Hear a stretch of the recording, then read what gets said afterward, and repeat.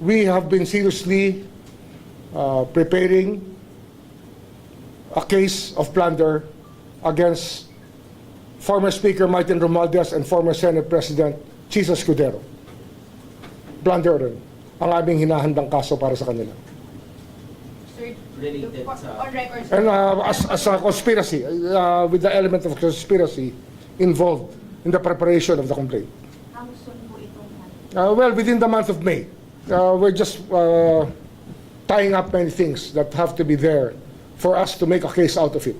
Pero the Senate President, the former Senate President, and the former Speaker will be subjected to a case of plunder very soon. May sabi na nga ang House sa Kongreso at ito po'y tinanggap namin at bibigay namin ang salin ni VP Sara.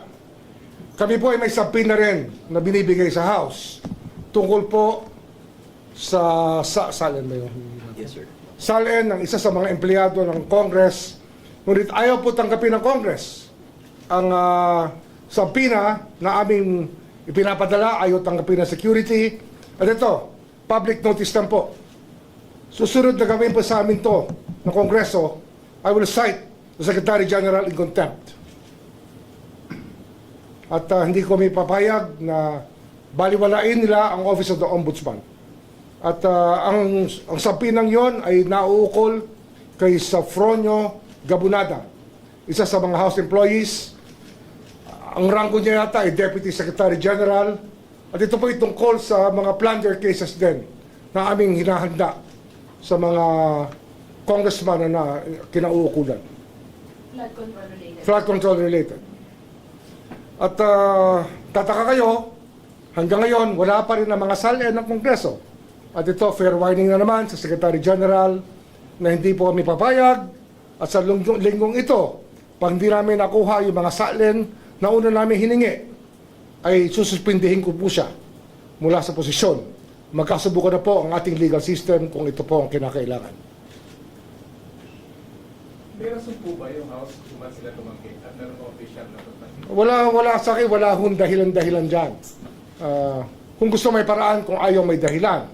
Ngunit hindi kami pumapayag sa kahit ano pang dahilan. Sapagkat sa sabina ng Ombudsman ay sabina po ng batas.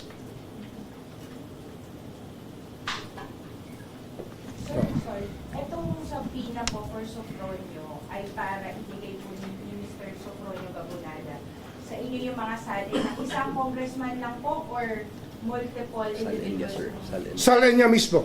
Ani Sofronio. Siya po yung aming inimbestigahan din dito sa Office of the Ombudsman. So sir, itong nirereklamo niyo pong parang hindi po nire-recognize yung inyong sabina. Concerning Sofronio Gabunada. Yes, hindi, pero ang Secretary General kasi matagal nang umiiwas na ibigay sa amin ang nire-request namin mga salin. At ito po ay magkakaroon tayo ng medyo problema sapagkat ito po ay tungkulin nila sumunod sa kautusan ng Ombudsman. Tungkulin po nila yan. Kaya ngayon, ang sasabihin ko na sa publiko, lahat po ng congressman hinihingi po namin ang salin ng 10 taon at kung gaano katagal man sila sa Kongreso. At lahat po ng Secretary General at na nakaraan mula sa 10 taon na hanggang sa mga Deputy Secretary Generals, hinihingi rin po namin ang kanilang mga salin. Bibigyan pa namin sa pina sila bukas at sana wag silang magkakamaling huminti sapagkat hindi po kami papayag na hindi sila mag-comply sa aming kautusan. Ombudsman, meron na po ba kayong initial communication kay Speaker D about this po? Meron na ho. At nag-usap pa kami ng Secretary General noong 1 linggo, 2 linggo na nakararaan. Kaya kami nagtataka kung bakit hindi sila nag-comply sa aming pinag-usapan. Dahil po sa nangyari, Ombudsman, haharap po ba kayo sa impeachment proceedings? Na magko-comply kami. Basta katungkulan namin, tungkulin namin, magko-comply kami. Ang hinihingi namin sa kanila, yung kanilang tungkulin sa taong bayan, na bigyan sa amin ng impormasyon, ay kanilang ibigay. Sir, yung sabina po kasi is asking you to come in person on April 14 to submit the silence of the Vice Custodian will President. be there, sir. So does this, Yung custodian ng sali na magdadala. hindi po kayo personally? Hindi ako personally. Hindi naman ako may hawak diyan, kundi yung officer na may hawak mismo ang magdadala pagkat siya po ay may personal knowledge tungkol sa bagay-bagay na kanilang hinihingi. Sir, may naisip ba kayong reason kung bakit ayaw i-provide ng ibang lawmakers yung SALN nila? Hindi ko naintindihan kasi ang batas ay batas. Dapat sumunod sila. Huwag nila sasabihin separate branch of government. Kung sila ay kahit speaker pa o kahit ano pang rango, pag may subpoena po, sumusunod po tayo. Kung sa korte po tayo, sinabpina, susunod po tayo. Kung sa ombudsman tayo sinabpina, susunod po tayo. Yan po ang nasasabi ng ang batas na nilikha upang bigyan ng poder ang Office of the Ombudsman. We have been seriously preparing a case of plunder against former Speaker Martin Romualdez and former Senate President Chisa Escudero. Plunder rin ang aming hinahandang kaso para sa kanila. Sir, Related sa- on record, sir. And as a conspiracy, with the element of conspiracy involved in the preparation of the complaint. How soon po itong Well, within the month of May, we're just tying up many things that have to be there for us to make a case out of it. Pero the Senate President, the former Senate President, and the former Speaker will be subjected to a case of plunder very soon. Flood control case, flood control related to ito, sir. Ito. Flood control related in so many ways, yes. Ombudsman, sila na ba yung sinasabi nyo kanina na matataas na opisyal? Sila yan. Pero marami pang iba kasi nga marami pang ibang mga miyembro ng dalawang bahay na maaaring tamaan din ng mga kaso ng plunder sa aming hinahanda ngayon. Sir, curious lang. Since ito ay involving former Senate President and Speaker, may kinalaman din ba sa violation of, drafting a budget? Exactly. Not necessary. It's actually the way that the budget was passed upon by the two houses and how many things have been implemented because of that Budget process, sir. budgetary process. Conspiracy. Conspiracy. Sir, pwede nyo ma-explain paano po nag-evolve dun sa part natin? Now you'll get it later on when we explain the facts. Makukuha nyo yan. Madaling maintindihan. Actually, narinig nyo na yung istorya eh. Narinig nyo na yung istorya mula sa mga testigo dati sa Senate. And if you think about it, there was a conspiracy to commit plunder. I think you can put everything together.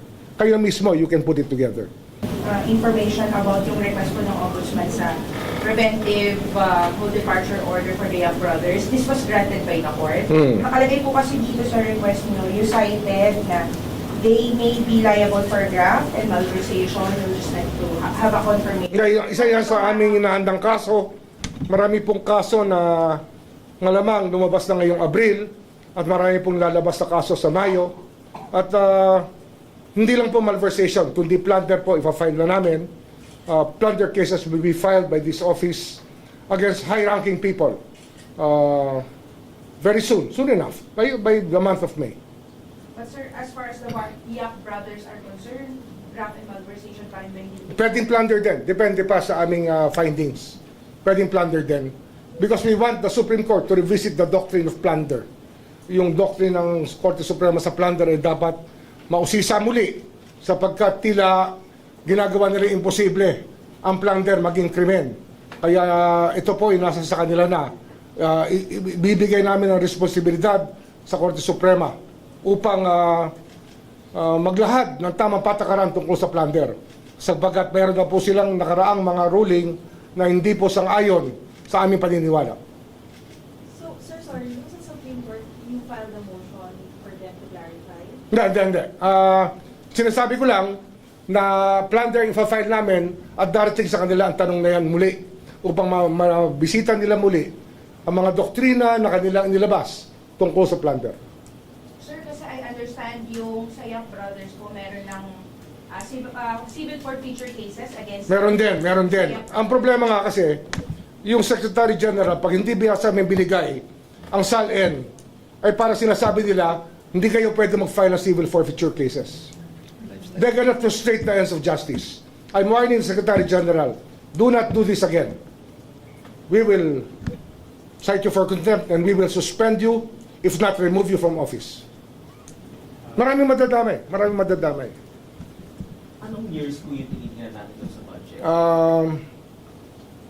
Right now, ang tinitingnan natin, 24 and 25. Pero, it can go back to as far as the time of Speaker Velasco is concerned.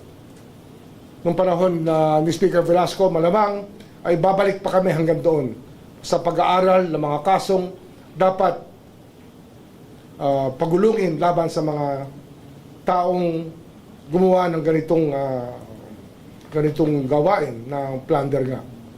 Yung paglilimas ng ating kaban ng bayan.